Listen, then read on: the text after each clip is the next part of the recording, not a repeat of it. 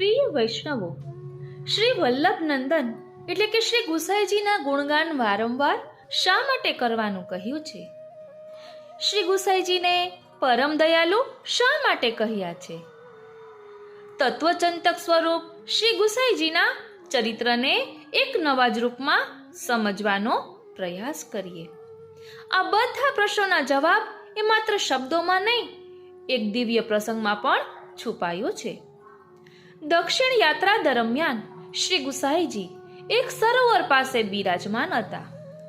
ત્યાં એક હંસનું જોડું પાણી પીવા આવ્યું. સાધારણ નજરે એ માત્ર પક્ષી હતું, પરંતુ કરુણાનાથ શ્રી ગુસાઈજીની દ્રષ્ટિએ એ દૈવી જીવ હતા. અને બોલ્યા વગર, પૂછ્યા વગર આપશ્રીએ એમને નામે નિવેદન કરાવ્યું. અત્યારે જ ગોપાલદાસજીના વચનમાં એ સત્ય જીવતું થઈ જાય છે. જે જીવ જાતિ હોય કોઈ રે, તેને તત્ક્ષણ સર્વ સુખ હોય રે. કારણ કે કૃપાપાત્ર દેખીને નથી પડે, કરુણા પાત્ર બનાવે છે.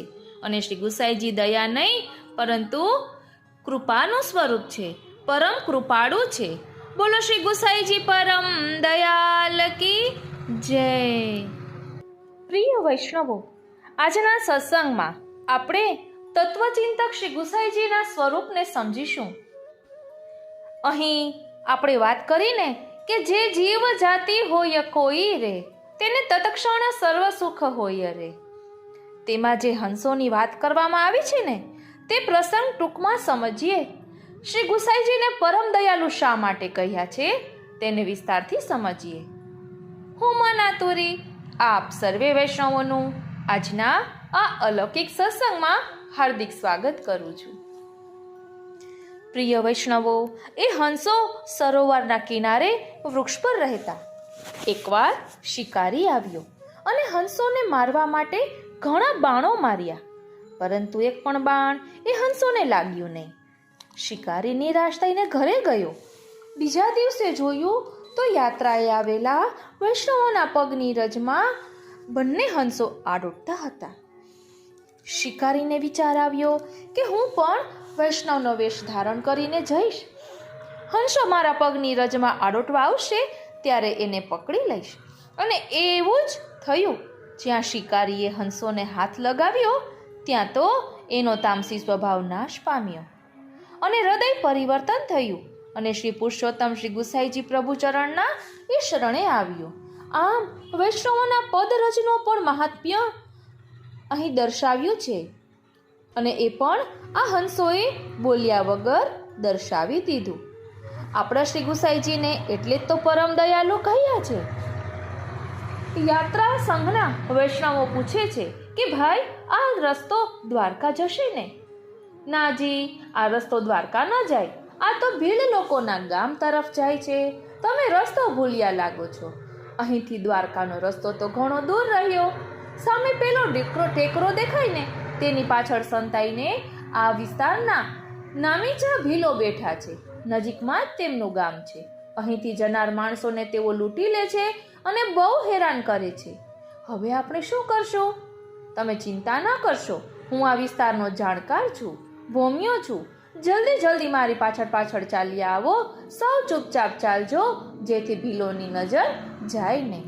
સારું થયું ભગવાને આપણો ભેટો કરાવ્યો, નહીં તો તમે સૌ તકલીફમાં મુકાઈ જાત. હું તો અભણ માણસ છું, પણ સાંભળ્યું છે કે જે ધર્મ પ્રમાણે જીવે છે તેને ધર્મ સહાય કરે છે.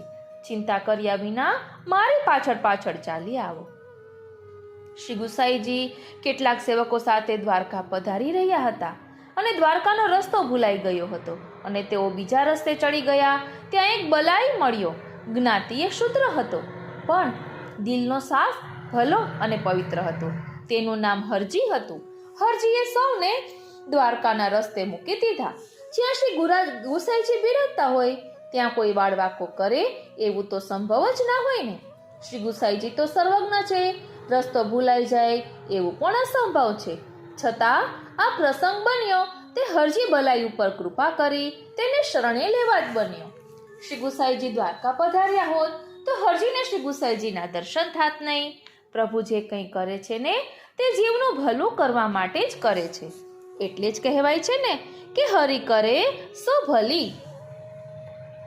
દ્વારકાના રસ્તે પહોંચતા હરજીએ કહ્યું કે લો, તમારો દ્વારકા જવાનો રસ્તો આવી ગયો. ભગવાને બચાવ્યા. હવે નિશ્ચિંત બનીને ચાલ્યા જાઓ. ભાઈ, તમારું નામ શું છે? મારું નામ તો હરજી અને જાતનો બલાઈ છું. ક્યાં રહેવાનું?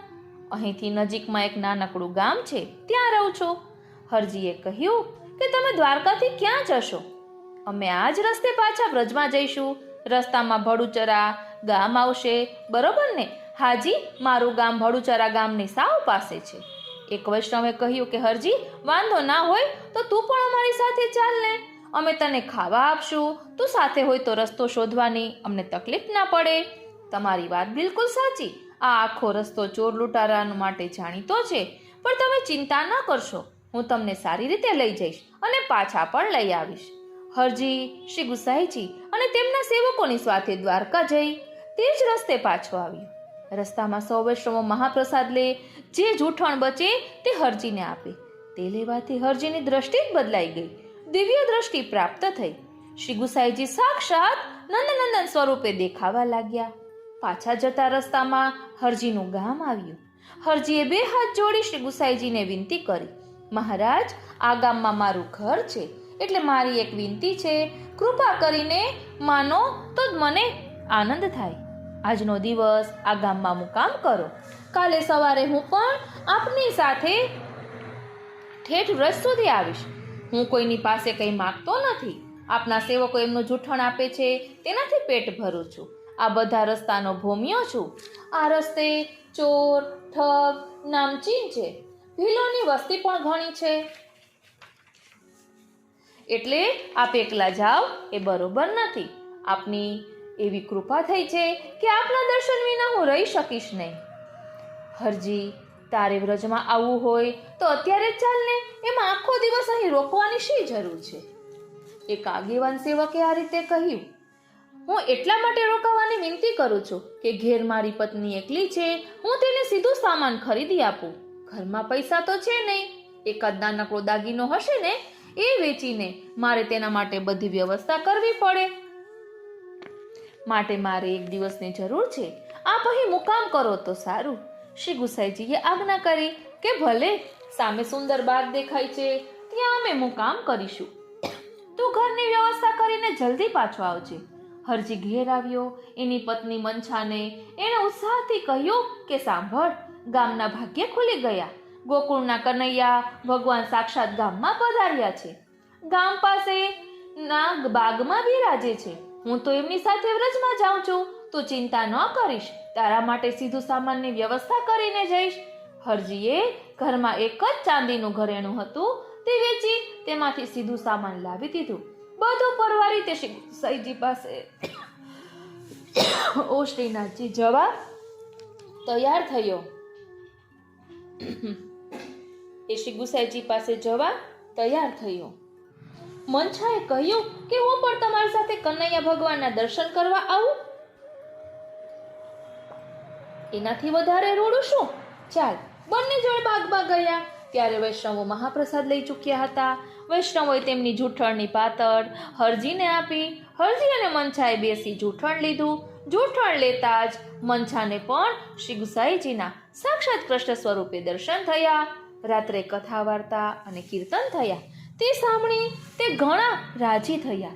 બંને ત્યાં સૂઈ રહ્યા. સવારે શ્રી ગુસાઈજી ઘોડા પર સવાર થઈ આગળ પધારવા લાગ્યા. ત્યારે હરજીએ મંછાને કહ્યું કે તું ઘેર જા, હું તો તેમની સાથે જઈશ. મંછા ઘેર જવાને બદલે ત્યાં ઊભી ઊભી શ્રી ગુસાઈજીના દર્શન કરતી રહી. જ્યાં સુધી શ્રી ગુસાઈજીના દર્શન થયા ત્યાં સુધી ઊભી રહી. શ્રી ગુસાઈજીના દર્શન થતા અટકી ગયા એટલે એને એટલો વીરો થયો કે બેભાન થઈ રસ્તા વચ્ચે પડી. ગામના કોઈ માણસે મંછાને રસ્તા વચ્ચે બેભાન થઈ પડી જતી જોઈ એણે આગળ જતા હરજીને મોટેથી બૂમ પાડી કહ્યું કે તારી સ્ત્રી રસ્તામાં પડી છે. જીવે કે મરે છે એની ખબર નથી, પાછો ફર. હરજીએ શ્રી ગુસાઈજીને વિનંતી કરી કે મહારાજ, આપ થોડો સમય થોભી જાઓ. હરજી દોડતો પાછો આવ્યો. સ્ત્રી બેભાન હતી. તેની આંખો પર હરજીએ પાણી છાંટ્યું. તે ભાનમાં આવી. મનછાએ કહ્યું કે શ્રી ગુસાઈજીના દર્શન વિના હું રહી નહીં શકું, મને પણ સાથે લઈ ચાલો. તો જલ્દી પગ ઉપાડ, તેઓ રસ્તા વચ્ચે ઊભા છે, તું તેમની પાછળ પાછળ જવા લાગ. હું ઘેર જઈ ઘરની બધી વસ્તુઓ ઠીક કરી ઘર કોઈકને સોંપીને પાછળ પાછળ આવું છું, આગલા મુકામે મળું છું. આમ હરજી અને મનછા શ્રી ગુસાઈજી સાથે વ્રજમાં પહોંચ્યા. શ્રી ગુસાઈજી ગોકુળના સામે પાર પહોંચ્યા, ત્યાંથી નાવમાં બિરાજી ગોકુળ પધાર્યા. એટલે તો આપણા શ્રી ગુસાઈજીને આપણે પરમ દયાલ કહીએ છીએ. બોલો શ્રી ગુસાઈજી પરમ દયાલ કી જય. વાલા વૈષ્ણવો, શ્રી ગુસાઈજીની કૃપાલુતાના અનેક પ્રસંગો છે. એમના ગુણગાન ક્યાં સુધી કરીએ? એટલે જ તો કહ્યું છે કે શ્રી વલ્લભ નંદન કે ગુણ ગાઉં.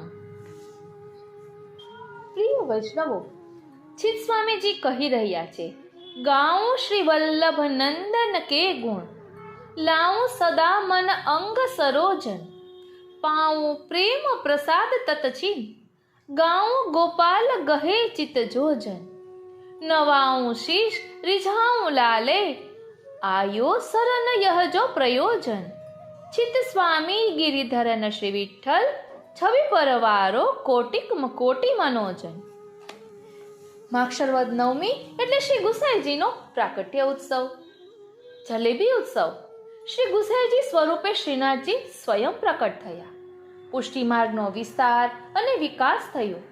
શ્રી ગુસાઈજી મહારાજના દિવ્ય સ્વરૂપનો અનુભવ અને હીન પતિત દુષ્ટ જીવોને થયો. તેમાંના ચિત્ત સ્વામી એક ગયા તો હતા શ્રી ગુસાઈજીને ઠગવા, પણ શ્રી ગુસાઈજીના અલૌકિક પ્રતાપ બળે તેઓ પોતે ઠગાઈ ગયા, બની ગયા અનન્ય કૃપાપાત્ર સેવક.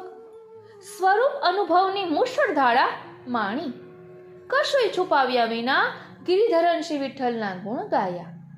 તેઓ સંકલ્પ કરે છે કે હું સદા શ્રી વલ્લભ નંદન શ્રી ગુસાઈજીના ગુણ ગાઈશ. શ્રી ગુસાઈજી તેમના ગુરુ છે, શ્રીનાથજી સ્વરૂપે સ્વામી છે. શાસ્ત્રની મર્યાદા છે કે ગુરુ અને પતિને નામ દઈને ના બોલાવાય, માટે શ્રી ગુસાઈજીને શ્રી વલ્લભ નંદન કહ્યા. શાસ્ત્રનું બીજું વચન છે, પુત્રમાં પિતા રહેલા છે, માટે પિતાથી પુત્ર સવાયો. શ્રી વલ્લભ નંદન પદથી શ્રી વલ્લભ અને શ્રી વિઠ્ઠલ બંનેના ગુણ ગાયા. જીભથી ગુણગાન કરીએ પણ મન બીજે ભટકતું હોય તો, માટે ભક્ત કવિ કહે છે અંગ સરોજન, એટલે અંગ કમલનું મનમાં ધ્યાન કરતા કરતા ગુણગાન કરીશ. ધ્યાન આપજો, ગુણગાન કઈ રીતે કરવા તે પણ સમજાવે છે કે જે સ્વરૂપ કે લીલાનું ગાન કરીએ ને તેમાં મન પણ પરોવવું. એટલે પોપટની જેમ બોલવા કરતા કંઈ શ્રવણ કરતા હોઈએ તો ચિત્ત તેમાં પરોવીને કરવું. આમ મન પરોવીને ભગવત ગુણગાન કરવાથી તત્ચીન એટલે કે તે જ ક્ષણે તેમના પ્રેમ પ્રસાદ પ્રેમરૂપી અલૌકિક સ્વરૂપની પ્રાપ્તિ થાય છે. ભગવત ગુણગાન થતા હૃદયમાં બિરાજમાન સ્વરૂપ નજર સામે પ્રકટ થઈ દર્શન આપે છે. ચિત્ત સ્વામીજી કહે છે, ગુરુ ગોવિંદના ગુણગાન પૂરતા નથી. જેમના ચિત્ત શ્રી ગોપાલે જકડી લીધા તેવા ભક્તોના ગુણગાન પણ મારે ગાવા છે. કારણ ભક્ત દ્વારા ગુરુ ગોવિંદની કૃપા સહજમાં મળે છે. કેવળ ગુણગાન પર્યાપ્ત નથી. સ્મરણ કીર્તન તો સેવાના અનુસરમાં, પણ સેવાના સમયમાં પહેલા સેવા. તો કહે છે કે સેવા કેવી રીતે? તો કહે છે, નમાઉં શીશ, મસ્તક નમાવી દંડવત કરી દીનતાથી સેવા કરું. રીઝાઉં લાલે એટલે શ્રી નંદલાલને પ્રેમથી રીઝવું. દીનતા અને પ્રેમ સેવામાં મુખ્ય અંગ.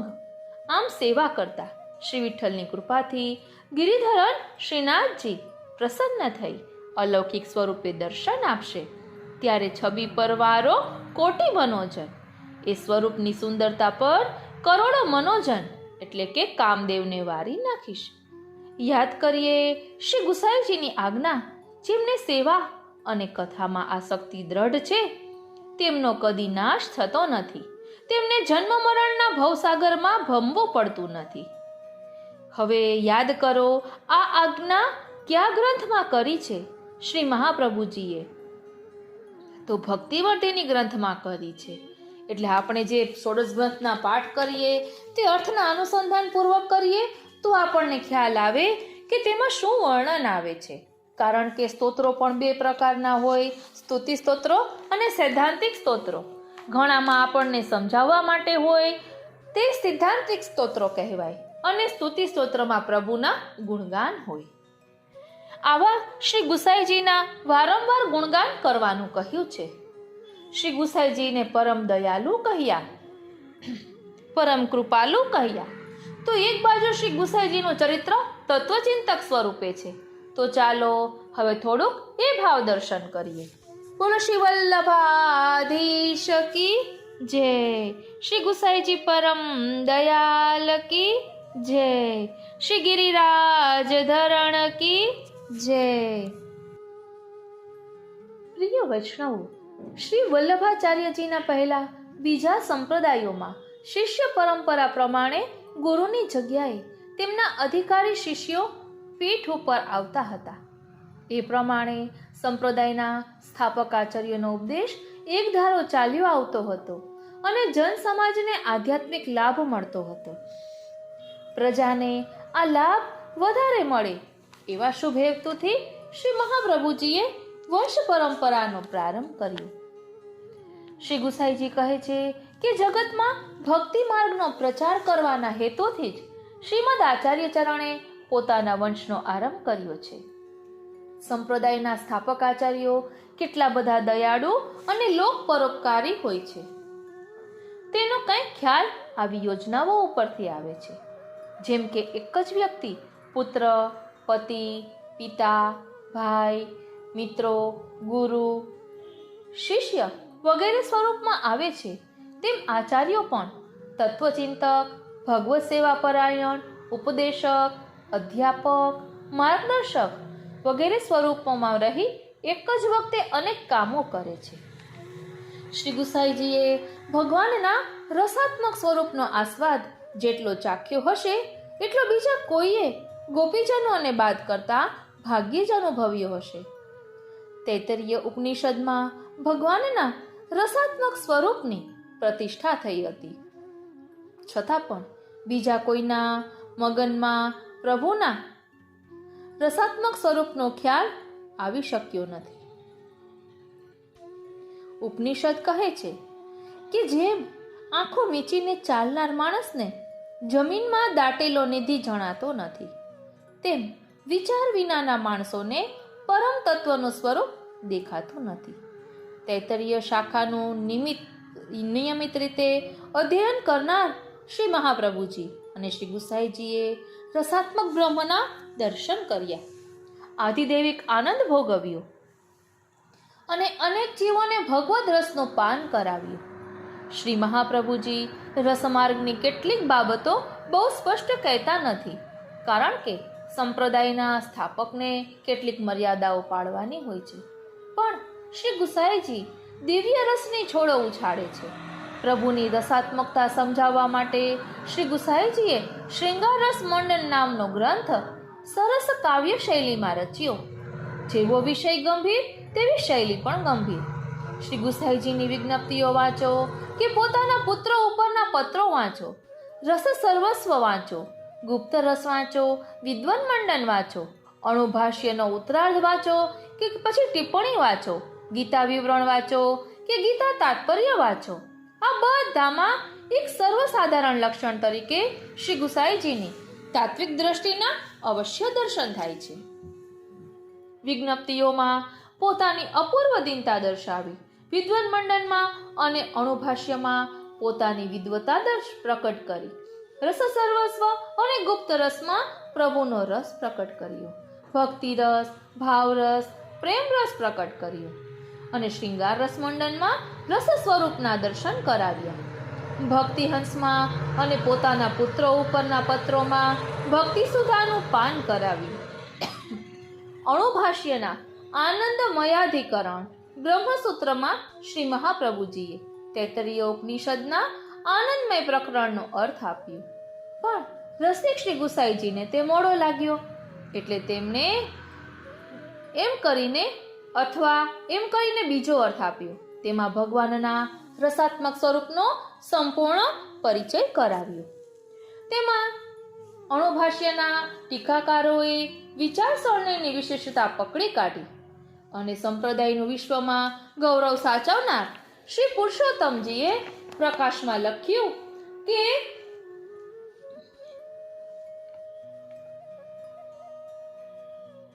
કે સુબોધિનીજીમાં અને બીજા ગ્રંથોમાં શ્રી ગુસાઈજીએ પોતાની આધિદૈવિક દ્રષ્ટિની વિચારધારા વહેવડાવી છે.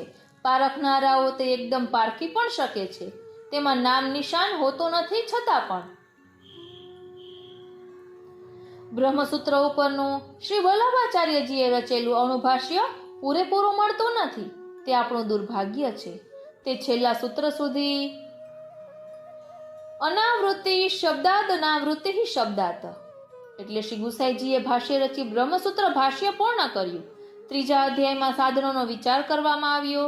ચોથા અધ્યાયમાં ફળનો વિચાર કરવામાં આવ્યો. ભક્તિની દ્રષ્ટિએ સાધનો કેવા પ્રકારના હોવા જોઈએ અને ફળના કયા પ્રકારો હોય છે એ બધી બાબતો આપણને જાણવા મળે છે. અને શ્રી મહાપ્રભુજીની દ્રષ્ટિની સાથે શ્રી ગુસાઈજીની દ્રષ્ટિ કેટલે અંશે મળતી છે તે પણ જાણવા મળે છે. બહુ જ તટસ્થતાથી વિચાર કરીએ ત્યારે આપણને જણાય કે શ્રી મહાપ્રભુજીના વિચારોમાં જે બ્રહ્મવાદ જોવામાં આવે છે તેને બદલે શ્રી ગુસાઈજીના વિચારોમાં રસવાદ અને લીલાવાદ જોવામાં આવે છે. વિદ્વન મંડનમાં શ્રી ગુસાઈજીએ વેદના મંત્રો ઉપરથી, ખાસ કરીને ઋગ્વેદમાં વિષ્ણુ સૂક્ત ઉપરથી વિષ્ણુના પરાક્રમો, મધથી રસથી ભરેલા વિષ્ણુના 3 પદો, ગાયોવાળું વિષ્ણુનું ધામ અને રસના જરા જેવું વિષ્ણુનું ધામ વગેરે વિષ્ણુની વિશિષ્ટ બાબતો તરફ જગતના તત્વચિંતકોનું ધ્યાન ખેંચ્યું. શ્રી વલ્લભાચાર્યજીએ વાત વ્યંગમાં કહી તેવા શ્રી ગુસાઈજીએ સ્પષ્ટ શબ્દોમાં કહી અને તે રીતે એમણે પોતાની વિશિષ્ટતા, મૌલિકતા દર્શાવી. જ્યારે આજે ગોલ્ડનર જેવા જર્મન વૈદિક પંડિતો કહે છે કે વેદનો અર્થ કરવા માટે તેની પછીની વિચાર ભૂમિકાઓનો, પૌરાણિક ભૂમિકાનો ઉપયોગ કરવાથી વેદનું મૂળ તાત્પર્ય આપણને સમજાશે, ત્યારે શ્રી ગુસાઈજીએ લીલાવાદથી ઋગ્વેદના મંત્રોનું રહસ્ય સમજાવ્યું. એમાં શ્રી ગુસાઈજીની કેટલી બધી અપૂર્વ આર્ષદ્રષ્ટિ, બ્રહ્મસૂત્રોનું મુખ્ય પ્રયોજન ઉપનિષદોમાં ના વાક્યોમાં જે શંકાઓ ઉત્પન્ન થાય છે તે દૂર કરી વેદાંતની સ્થાપના કરવાનું છે. પ્રાચીન ઉપનિષદોમાં લીલાવાદ જોવામાં આવતો નથી, તેથી બ્રહ્મસૂત્રોમાંથી ભાષ્ય દ્વારા લીલાવાદ કાઢવો એ યોગ્ય નથી. એમ અર્વાચીન વિદ્વાનોને કદાચિત લાગે એવા કેટલાક દાખલા જોવામાં આવે છે કે જેમાં એક જ સૂત્રનો અર્થ શ્રી મહાપ્રભુજીએ અને શ્રી ગુસાઈજીએ જુદી જુદી રીતે આપેલો છે. પિતા અને પુત્રની દ્રષ્ટિ, શૈલી, વિચારધારા એ બધામાં ફેર એમ જણાય છે. એકે ચિત્રની રૂપરેખા દોરી તો બીજાએ તેમાં વિવિધ રંગો પૂરી સુંદર તૈલચિત્ર બનાવ્યું. પશ્ચિમના કેટલાક વિચારકો સૌંદર્યને પરમ તત્વનું સ્વરૂપ જ માને છે. A thing of beauty is joy for ever. આ સૌંદર્ય દ્રષ્ટિએ જ તૈત્તરીય ઉપનિષદે બ્રહ્મની ચર્ચા કરેલી છે. બધા રસોમાં શૃંગાર રસ મુખ્ય છે, એટલે પ્રભુને શૃંગાર રસની મૂર્તિ તરીકે જ ઓળખવામાં આવે છે. માનવ સમાજ માટે જીવનમાં જ દિવ્ય રસ કેવી રીતે અનુભવી શકે એવા શ્રી ગુસાઈજીએ ભગવત સેવાનો વિકાસ કરી સારી રીતે સમજાવી છે. શ્રી મહાપ્રભુજી પ્રમાણ દ્રષ્ટિ આગળ રાખીને વિચાર કરે છે, જ્યારે શ્રી ગુસાઈજી પ્રેમ દ્રષ્ટિ રાખીને વિચાર કરે છે. ભગવાનની સેવા અંગે આપણી જાત અને આપણી મિલકત ભગવાનને સમર્પણ કરી આપણે કૃતાર્થ બનીએ છીએ. શ્રી ગુસાઈજીને શ્રી મહાપ્રભુજી કરતા અનેક ગણો વધારે વૈભવ હતો, છતાં પણ પોતાનું સર્વસ્વ પ્રભુને સમર્પણ કરી જીવન વ્યતીત કરનાર શ્રી ગુસાઈજી અનાસક્તિનો ઉપદેશ વાણી વિના કેવળ પોતાના આચારથી જગતને આપી શકે છે. ગીતાનું તાત્પર્ય સમજાવનાર શ્રી ગુસાઈજી સ્પષ્ટ કહે છે કે પ્રભુની કૃપા વિના આપણને પોતાને સમજાતું નથી. શ્રી ગુસાઈજીના 252 સેવકોએ તેમની કૃપાથી ભગવાનના દિવ્ય રસનું પાન કર્યું છે અને ભગવત સેવાનો પ્રવાહ ચાલુ રાખી પુષ્ટિ સંપ્રદાયને અમર બનાવ્યો છે. આ બધો પ્રભાવ છે તત્વચિંતક શ્રી ગુસાઈજીનો. શ્રી વિઠ્ઠલ પાદ પદ્મમ ગોવિંદો વંદે સદા. એટલે સદા શ્રી ગુસાઈજીના ચરણ કમલને હું વંદન કરું છું. એટલે જ કહ્યું છે ને, શ્રી વિઠ્ઠલ પ્રભુ કરુણા સાગર નખ શિખરો પર સાલજી. નવ સુંદર ચિહ્નોથી શોભિત ચરણ કમલ દલલાલજી. સઘળા મન વાંછિત ફળ આપે ઉરે ધરતા ધ્યાનજી. ઉરમાં ધ્યાન નયનથી દર્શન મુખથી કરો ગુણગાનજી. સકલ જગતનો વિજય જણાવતી ધજા ચરણમાં સોહેજી. આનંદ મંગલ અધિક જણાવી નિજ જનના મન મોહેજી. બીજું ચિહ્ન વજ્રનું સોહે માયા મતને કાપેજી. અંકુશ ભક્ત મન ગર્વ હાણીને ચરણ કમલમાં સ્થાપેજી. ધનુષ તણોટનકાર સોણીને શૂરા તત્પર થાયજી. લૌકિક વૈદિક સર્વતજીને પ્રેમ યુદ્ધમાં દાયેજી. ચિહ્ન ચંદ્રનું ઉરમાં ધરતા અંધકાર દૂર જાયેજી. નિર્મળ પ્રેમ પ્રકાશ હૃદયમાં તેજ પડે પથરાયજી. ઊર્ધ્વ રેખા હરિરસની સરિતા લહેરી લલિત ઉછાળેજી. પ્રેમ પ્યાલી ભરી ભરીને પિતા ભક્તો પ્યાસ છુપાવેજી. કંચન કલશ શ્યામ સુંદરના રૂપામૃતથી ભરેલાજી. ચરણ શરણ રહેતા નિજ જનને કાજે સિદ્ધ કરેલોજી. યવનું ચિહ્ન હૃદયમાં રાખે મન વાંછિત ફળ પામેજી. અષ્ટ સિદ્ધિ નવનિધિ નિકટ બિરાજે ભવ દુઃખ સઘળાવામેજી. તારા ગણથી રચિત સુંદર દિવ્ય આકાશ બિરાજેજી. ત્યાં ફરતા કોટિક બ્રહ્માંડો ચરણ શરણ થઈ ગાયેજી. ચરણ કમલ શીતલ રસ બીના ત્રિવિધ તાપને ટાળેજી. પ્રેમી રાજ ચરણ રજની દીન ઉર્મ ધરવા ધારેજી.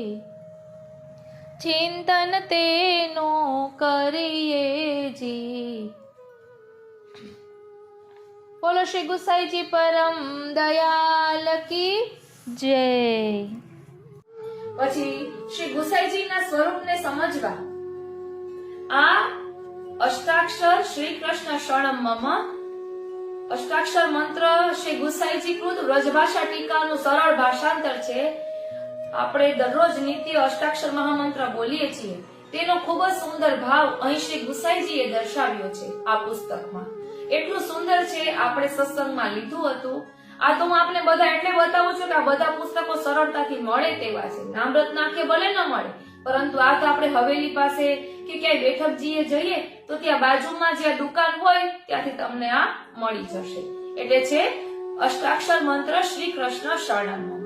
ક્યારેક આપણી પાસે કેટલું બધું અલૌકિક ધન હોય છે, પરંતુ એની વેલ્યુ, એનું મહત્વ ન ખબર હોય એટલે આપણને સામાન્ય લાગે છે. પરંતુ આમાં ભાવ જાણ્યા પછી આપને ખ્યાલ આવશે કે અષ્ટાક્ષર મંત્રને મહામંત્ર શા માટે કહ્યું છે. અને આમાં ચાચા હરિવંશજીનો પણ પ્રસંગ આવે છે. પછી કૃષ્ણદાસજી રચિત પદ છે કૃષ્ણ શ્રી કૃષ્ણ શરણમ મમ ઉચ્ચરે, તેનું પણ ભાવ દર્શન છે. પછી ઓ શ્રીનાથજી શ્રી મહાપ્રભુજીએ નવરત્નમાં જે આજ્ઞા કરી છે નિવેદનમ તુ સ્મર્તવ્યમ સર્વથા તાદૃશય જનૈ, તેનો પણ ભાવ અહીં દર્શાવ્યો છે. એટલે શ્રી કૃષ્ણના નામનો મહિમા અલગ અલગ રીતે અષ્ટાક્ષર મહામંત્રનો મહિમા આ પુસ્તકમાં દર્શાવ્યો છે. ત્યારબાદ છે આ વિજ્ઞપ્તિ. શ્રી ગુસાઈજીને શ્રીનાથજીનો 6 મહિનાનો જે વિરહ થયો હતો ત્યારે શ્રી ગુસાઈજી શ્રીનાથજીને જે પત્રો લખતા, એ પત્રો આ પુસ્તકમાં શ્રીનાથજી સરળ ગુજરાતી ભાષાંતર રૂપે આ પુસ્તક છે. અને બ્રજ ભાષામાં જે પત્રો લખાયા હતા એ પણ છે. એ જ્યારે આમાં આવશે લાઈનમાં ત્યારે આપણે ઝાંખી કરાવીશ. આ ગુજરાતી ભાષાંતર છે, પણ વાલા વૈષ્ણવો આપણે સેવાની અનુકૂળતા ન હોય અથવા તો ઘરમાં ઠાકોરજીની સેવા બિરાજતી ન હોય અને ખૂબ જ તાલાવેલી થતી હોય તો આપ આ વિજ્ઞપ્તિ વાંચશો ને તો આંખમાંથી આંસુની ધારા ચાલી જશે, એટલા ગદગદ થઈ જશે. એવો સુંદર ભાવ શ્રી ગુસાઈજીએ આ પુસ્તકમાં, આ વિજ્ઞપ્તિમાં દર્શાવ્યો છે.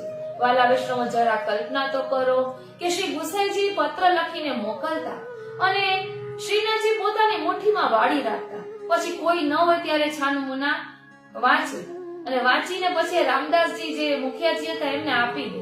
એટલે રામદાસજી મુખિયાજીને આપતા એટલે શ્રી વિજ્ઞપ્તિ આ પ્રકટ થઈ છે. પરંતુ જવાબમાં શ્રીનાથજી પણ પત્ર લખીને મોકલાવતા. એ પોતાના પાનના બીડામાં સ્વયંના પાનની પીકથી લખીને મોકલાવતા કે આ બધો સમય પણ વીતી જશે, આપ ધૈર્ય રાખો, એવી રીતે કઈ પણ કહેતા તો હશે ને ઓ શ્રીનાથજી. અમે કાલિની બેટીજીના વચનામૃતમાં સાંભળ્યું હતું. એટલે શ્રીનાથજી જે પત્ર લખીને મોકલતા પાનના બીડામાં, એ રામદાસજી મુખિયાજી માલા બીડા લઈને આવતા શ્રી ગુસાઈજી પાસે, ત્યારે શ્રી ગુસાઈજી એ જલમાં બોળીને પી જતા. એટલે શ્રીનાથજીએ જે કઈ કહ્યું છે ને એ પ્રકટ નથી થયું. એ તો શ્રી ગુસાઈજી જાણે અને શ્રીનાથજી જાણે. પરંતુ શ્રી ગુસાઈજીએ જે ભાવ દર્શાવ્યા, આપણા પર કૃપા કરી, તો એ ભાવને આપણે સમજી શકીએ. ખૂબ જ સુંદર વિજ્ઞપ્તિ છે. માટે ક્યારેક અનુકૂળતા હોય તો એ વિજ્ઞપ્તિઓનો પણ ભાવ દર્શન કરવું જોઈએ. આપણે આ વિજ્ઞપ્તિમાંથી ઘણી વખત લીધું છે.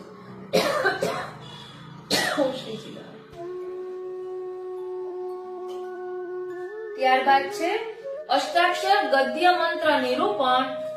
આ વૈશ્વામિત્ર મંડળ સાર્વજનિક ન્યાસ એ ઇન્દોરનું છે પ્રકાશન. એમાં અમે સભ્ય થયા છીએ. એમાં ભેટ પુસ્તકમાં આવ્યું હતું.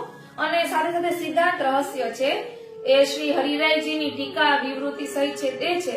અને અષ્ટાક્ષર ગદ્ય મંત્ર નિરૂપણ છે એ શ્રી ગુસાઈજીએ રચ્યું છે.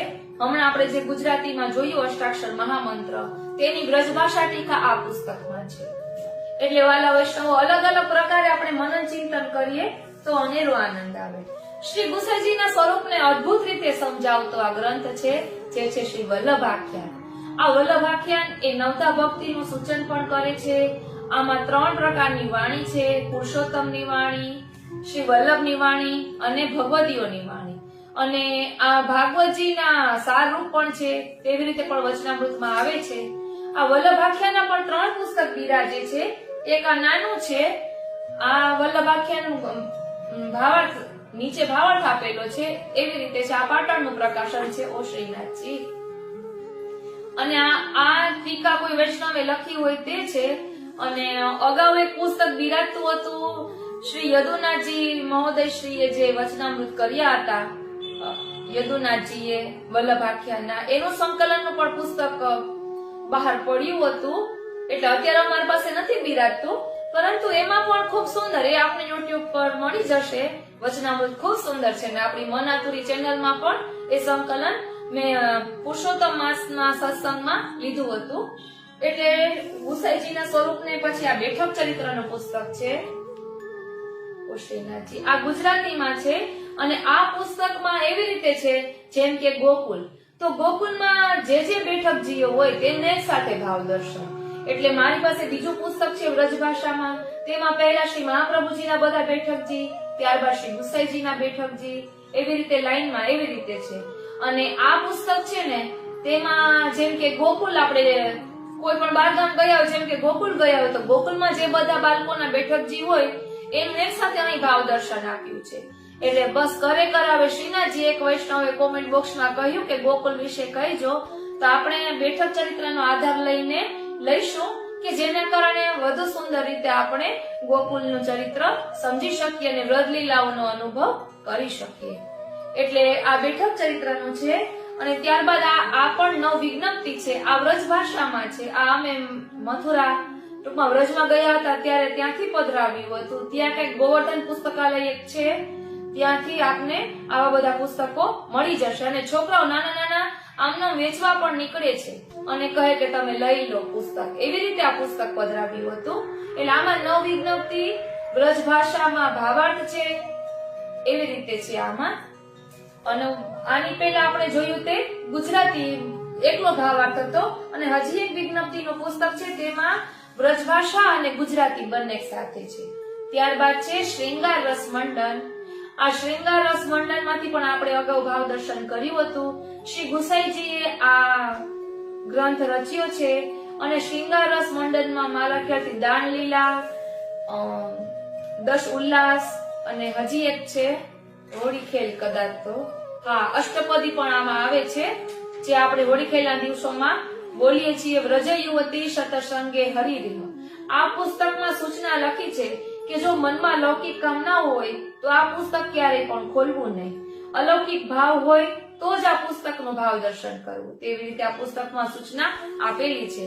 એટલે ઘણા આ પુસ્તકોનું ના પાડે છે અને ઘણા એમ કહે છે કે આટલું અલૌકિક નિધિ છે તો શા માટે આપણે તેનું મનન ચિંતન ન કરીએ. એટલે આપણામાં લૌકિક કામનાઓ હોય તો આ પુસ્તકનું મનન ચિંતન ન કરવું. તેવી રીતે તેમાં સૂચના આપેલી છે. ત્યારબાદ છે શ્રી ગુસાઈજી રચિત ભક્તિ હેતુ નિર્ણય અને ભક્તિ હંસ ગ્રંથ. આમાં પણ વેદ પ્રતિપાદિત ભક્તિનો જે ભાવ છે તે દર્શાવ્યો છે. હવે કયા વૈષ્ણવ માટે આ રચાણું હતું એ તો મને અત્યારે યાદ નથી, પરંતુ એટલે આમાંથી એક ગ્રંથ રચ્યો હતો ને એ વૈષ્ણવને સમજણ ન પડી એટલે ફરી પાછો બીજો ગ્રંથ પણ રચ્યો. એવી રીતે છે. કદાચ ભક્તિ હેતુ નિર્ણય રચ્યો તેમાં ખૂબ સુંદર રીતે ન સમજાણું, અઘરું લાગ્યું, એટલે ફરી પાછું શ્રી ગુસાઈજીએ ભક્તિ હંસ ગ્રંથ રચીને એ વૈષ્ણવને સમજાવ્યું. વૈષ્ણવનું નામ મને અત્યારે યાદ નથી. એટલે આ પણ વૈષ્ણવ મિત્ર મંડળ સાર્વજનિક ન્યાસ તેમાંથી ભેટ પુસ્તકમાં આવ્યું હતું. ઇન્દોરનું પ્રકાશન છે. ત્યારબાદ છે આ બેઠક ચરિત્ર. આમાં નિજ વાર્તા, ઘરુ વાર્તા આ હિન્દીમાં છે વાલા વૈષ્ણવો. અને આ આપણે નાગદ્વારા જઈએ તો ત્યાંથી આપને આ મળી જશે. ઓશ્રીનાથજી મોતી મહેલ છે ને ત્યાં પુસ્તકાલય છે. ત્યાં નાગદ્વારા મંદિર મંડળના બધા પુસ્તકાલય ખૂબ જ શું કહું મારા વાલા વૈષ્ણવો, ટૂંકમાં ઓછી ન્યોછાવરે ધર્મનો પ્રચાર કરવા માટે જેમ કરતા હોય ને તેવી રીતે આ બેઠક ચરિત્રનું પુસ્તક મારા ખ્યાલથી આવી વાતો ના કર 80 ન્યોછાવર 80 લખ્યા છે. આવું પુસ્તક ક્યાંય આપણને આટલા ભાવમાં ન મળે. આ તો આપણા ધર્મનો પ્રચાર થાય એ હેતુથી આ હિન્દીમાં છે. નાગદ્વારામાં વધારે પડતા પુસ્તકો હિન્દીમાં મળે છે. ત્યારબાદ છે શ્રી વિઠ્ઠલનાથજી શ્રી ગુસાઈજી ચરિત્રામૃત. આ પુસ્તક એટલું સુંદર છે, તેમાંથી આપણે સંકલન લીધું હતું. આ પણ વૈષ્ણવ મિત્ર મંડળ સાર્વજનિક ન્યાસ એમાં ભેટ પુસ્તકમાં આવ્યું છે. ઇન્દોરનું જે આ પ્રકાશન છે. આમાં શ્રીનાથજી શ્રી ગુસાઈજીના બાળ લીલાના પ્રસંગો એટલા સુંદર છે કે જે આપણને બીજે ક્યાંય ન મળે, એટલા સુંદર છે. તેમાં રજુબાઈ શક્રાણીનું પણ વર્ણન આવે છે કે રજુબાઈ શક્રાણી જયારે ગુસાઈજી નાના હતા તો એને બારે ખેલાવા લઈ જતા. પછી શ્રી ગુસાઈજીએ ગાયનો પાટોત્સવ મનાવ્યો. એટલે શ્રીનાથજીનો પાટોત્સવ પછી ગુસાઈજીએ ગાયનો પણ પાટોત્સવ મનાવ્યો. તો એટલું સુંદર છે. આપણે લીધું છે પરંતુ બહુ સુંદર છે. બધી જગ્યાએ આપણને આવા ભાવ પ્રાપ્ત ન થાય. અને પછી બીજા કોઈ લેખકોએ પણ ગુસાઈજીનું ચરિત્ર લખ્યું હોય તેવી રીતે છે. એટલે ગુજરાતીમાં, હિન્દીમાં, પછી ગુસાઈજી રચિત જે સ્તોત્ર પાઠ હોય એ બધા પણ આ ગુસાઈજી ચરિત્રામૃતમાં છે. મેં આપને કહ્યું હતું કે 16 ગ્રંથનું આચમન એ આ 4 ભાગ છે, એટલે ષોડશ ગ્રંથ છે. આ ષોડશ ગ્રંથનો આચમન 4 ભાગના રૂપમાં છે. અને આ પુસ્તકોમાં પણ ઘણામાં શ્રી ગુસાઈજીએ ટીકા લખી છે. યમનાષ્ટકનું તો મને ખબર છે, આ રીતે 4 ભાગ છે. ત્યારે એ બોક્સમાં નહોતા એટલે મેં નહોતા આપને ઝાંખી કરાવી. આ રીતે 4 ભાગ છે. તેમાંથી પણ આપણે ઓશ્રીનાથજી યમનાષ્ટકનું તો આપણે ભાવદર્શન આ ષોડશ ગ્રંથમાંથી કર્યું હતું. ત્યારબાદ છે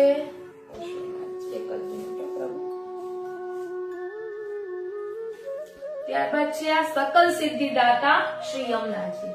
આમાં યમનાષ્ટપદીનો પણ ભાવદર્શન છે. શ્રી યમુનાજીના 108 પદ છે, એ પણ ટીકા સહિત છે. અને યમનાષ્ટકની પણ ટીકા છે. આપને એટલે ઝાંખી કરાવું છું કે શ્રી ગુસાઈજી યમનાષ્ટકની ટીકા રચી છે, તેનું ભાવદર્શન આ પુસ્તકમાં આપ્યું છે. આ રીતે શ્રી ગુસાઈજીના પણ સ્વરૂપને આપણે અલગ અલગ રીતે સમજી શકીએ. અને શ્રી ગુસાઈજીના 252 વૈષ્ણવો એમનું ચરિત્ર આપણે જાણીએ તો એ ચરિત્ર દ્વારા પણ આપણે શ્રી ગુસાઈજીના સ્વરૂપને સમજી શકીએ. કારણ કે એમાં પણ શ્રી ગુસાઈજીએ ઘણા વૈષ્ણવોને અલગ અલગ સ્વરૂપે દર્શન આપ્યા છે. જો વાલા વૈષ્ણવો આપેલો આ 252 વૈષ્ણવ વાર્તા ગુજરાતીમાં છે.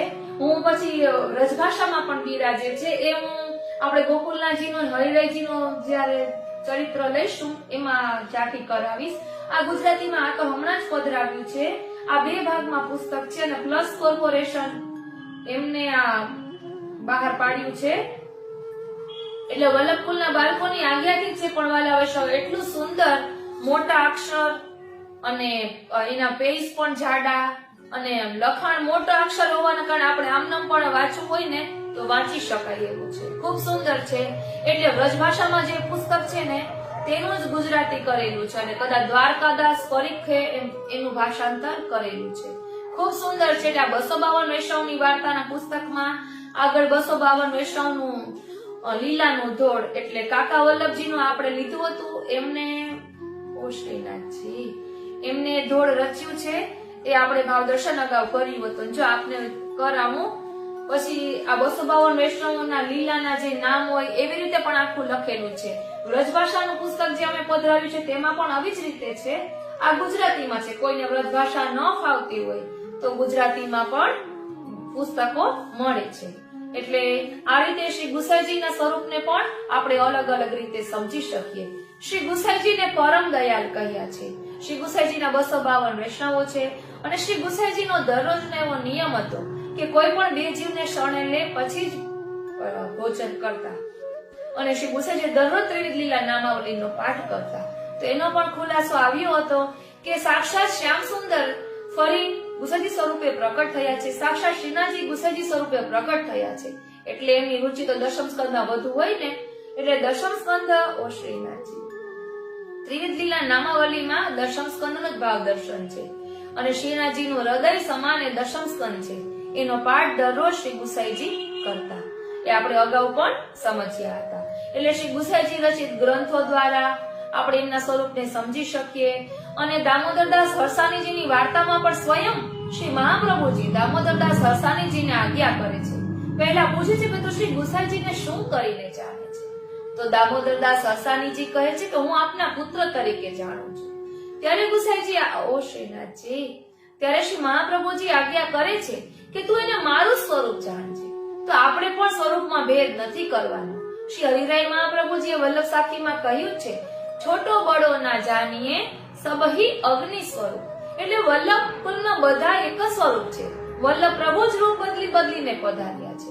માટે ક્યારે પણ એમાં અભાવ લાવવો નહીં, એને કોઈ ભેદ કરવો નહીં. અને ઘણા વૈષ્ણવ પૂછે કે તમે ક્યાં ઘરના વૈષ્ણવ છો? તો આપણે બધા શ્રી મહાપ્રભુજીના વૈષ્ણવો છીએ.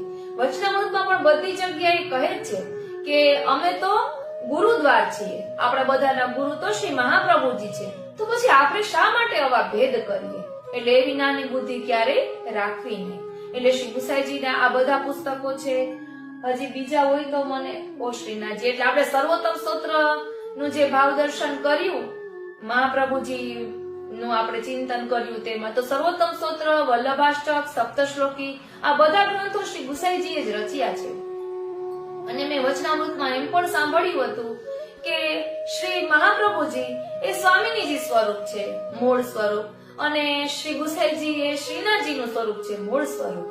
અને ભૂતલ પર શ્રી સ્વામિનીજી એ શ્રી વલ્લભ સ્વરૂપે પ્રકટ થયા અને શ્રી ગુસાઈજી એટલે શ્રીનાથજી એટલે શ્રી ઠાકોરજી એ ફરી શ્રી ગુસાઈજી સ્વરૂપે પ્રકટ થયા. કારણ કે અમને તો ઈચ્છા એ છે જે હું નંદન તમે તાર, એટલે પુત્ર રૂપે આપને પ્રકટ થવું હતું. એટલે આમ ગુસાઈજી એ મહાપ્રભુજીના લાલજી છે, એટલે એમને પ્રત્યક્ષ વિરહ થાય, બાલ્ય ભાવ અલગ થઈ જાય અને એટલે વાત્સલ્ય ભાવ અલગ થઈ જાય અને માધુર્ય ભાવ અલગ થઈ જાય. એટલે અલગ અલગ પ્રકારે આપણને ઠાકોરજી અનુભવ કરાવે છે. બસ આપણે એ ભાવને સમજવાનો છે. એટલે આપણે વચનામૃતમાં કહેતા હોય કે આપણે વૈષ્ણવોનો સંગ કરવો જોઈએ. તો આપણા ઘરમાં આટલા બધા વૈષ્ણવો છે, 84,252 ભગવદીઓના રૂપમાં. આપણે દરરોજ એક એક વાર્તાનું મનન ચિંતન કરીએ તો કેટલું અનેરું આનંદ આવે. અને વાલા વૈષ્ણવ, આ એક હકીકત છે. આપણને દૂર દૂર આપણે જેમ દૂર જઈએ ને એમ વૈષ્ણવતા આપણને દેખાય, પરંતુ આપણા ઘરમાં આપણને નથી દેખાતી. તો આપણે ક્યાં ચૂકીએ છીએ? આપણે મનન ચિંતન કરવું જોઈએ. કારણ કે લાલ ન જો કી ચાહીએ કૃપા, એક લાલ ન જો કી ચાહીએ. તેમાં કહે છે ને, અપનો દોષ વિચાર સખીરી ઉનસો કછો ન કહીએ. તો આપણે આપણો દોષ વિચારવાનો કે આપણે ક્યાં ચૂકી જઈએ છીએ, કે આપણા મનમાં આવો અભાવ આવે છે, કે આપણા મનમાં વૈષ્ણવનો ભાવ ઘરના સભ્યો પ્રત્યે નથી આવતો. એ આપણે વિચારવું જોઈએ. એટલે આપણે કોઈ બાર ગામથી આવે તો વૈષ્ણવ આવ્યા એવું લાગે અને ઘરના સભ્યોને વૈષ્ણવ ન ગણીએ તો ઠાકોરજી પણ ઉદાસીન થઈ જાય. માટે ક્યારેય પણ ઘરના સભ્યો પ્રત્યે અભાવ લાવવો નહીં. આપણે એમ થતું હશે કે આ વારંવાર આવું કેમ કહે છે, પરંતુ આપણે આપણા બાળકોને પણ આ શીખવવાનું છે. બાળકો એ કોરી પાટી છે, આપણે જેવું વર્તન કરીએ એવું એ પણ વર્તન કરે. આપણે મોટાઓને માન આપીએ તો બાળકો પણ આપે. આપણે એ કેમ નથી સમજતા? એક વિજ્ઞાનની દ્રષ્ટિએ જોઈએ તો પણ પૃથ્વી ગોળ છે. તો આપણે કંઈ પણ કાર્ય કરીએ છીએ ને એ ફરીને પછી આપણી પાસે આવે છે. કોઈ પણ કર્મ કરીએ તો એ ફરીને પાછું આપણે ભોગવવાનું આવે છે. એ દ્રષ્ટિએ જોઈએ તો પણ આપણે કોઈનું અપમાન કરીએ, આપણે કોઈનું દિલ દુભાવીએ તો એ ફરીને પાછું આપણે પણ આવવાનું છે. આપણે મોટાઓનું અપમાન કરીએ તો એક દિવસ એવું આવશે કે આપણા બાળકો પર આપણું અપમાન કરશે. એના કરતા આપણે પ્રેમથી રહીએ અને બાળકોને પણ શીખવાડીએ. એ ખાસ ધ્યાન રાખવાનું. અને બાળકો ક્યારેય જોરથી કંઈક બોલે તો તરત જ તેને ટોકવાના. આપણને કંઈ ખીજાય તો ટોકીએ અને બીજાને કંઈ કહે તો ન ટોકીએ, એવું ન કરવું. તો એને જ એવું થશે કે મારે આ રીતે કરવાનું. તો બાળકોને કેવા સંસ્કાર આપવા એ પણ આપણા હાથમાં છે. આ રીતે શ્રી ગુસાઈજીના સ્વરૂપને સમજવા આ બધા પુસ્તકો અલગ અલગ પ્રકારે આપણે ભાવ દર્શન કરી શકીએ. મેં આપને અગાઉ કહ્યું હતું તેમ શ્રી ગુસાઈ આપણે નિત્ય સત્સંગમાં શ્રી ગુસાઈજીમાં આસક્તિ હોય તો નામરત્નાખ્ય સૂત્રનો પાઠ કરી શકીએ વાર્તા સંગતિ સાથે. એ રીતે પણ કરી શકાય. આ રીતે આજના સત્સંગને અહીં વિરામ આપીએ. પહેલા મારે 4 સ્તંભનું એક સાથે લેવું હતું, પરંતુ ખૂબ મોટું થઈ જતું હતું.